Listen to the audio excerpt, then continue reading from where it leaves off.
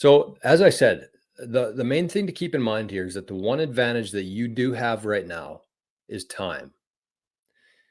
If you're the average guy, the little guy with not a whole, with you don't have $100,000 in the bank account, the one thing that you do have is time to get ahead of this and to educate yourself as best as possible in Bitcoin today. So let's look at this right now.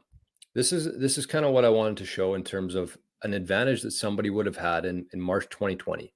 So somebody like you, somebody like me, they put $10,000 into Bitcoin March 2020, and they got 2 Bitcoin for that. The person who's comfortable, like we'll call them one of the suits, somebody who's been in the traditional system, they've made a lot of money from that traditional system. They wait. They're still scared of Bitcoin, but finally they see it running up enough where they're just like, fuck it. I'm putting some money in here. I'm going to put $100,000 into Bitcoin. This is a year later from now.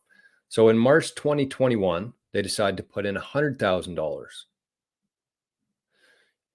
We're going to assume the price. This is based on historical. This is what they would have got. So they would have paid $56,000 for a Bitcoin.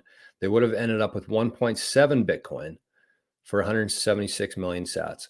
So kind of the point of showing that there is that if you're somebody with $10,000, you could actually accrue more wealth, accrue more Bitcoin, accrue more monetary leverage in the future if you get in now versus waiting for everybody else to get in there.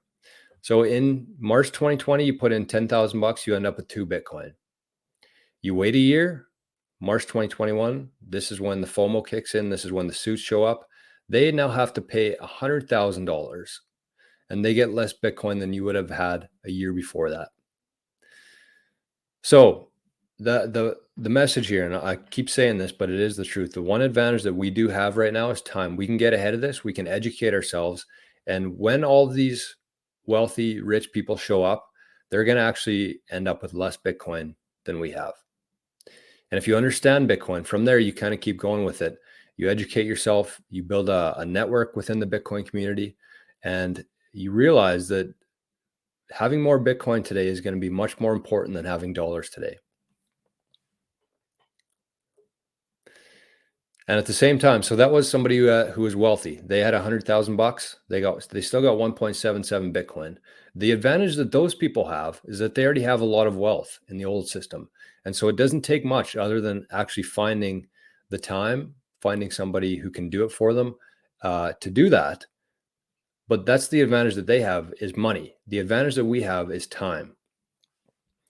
And so if you would have waited, the little guy, if you would have waited for a year, you would have paid the same Bitcoin price and you only would have ended up with 0.17 of a Bitcoin. Just by waiting a year and putting it off and procrastinating there. I'm going to check on Zap.stream here, see how we're doing.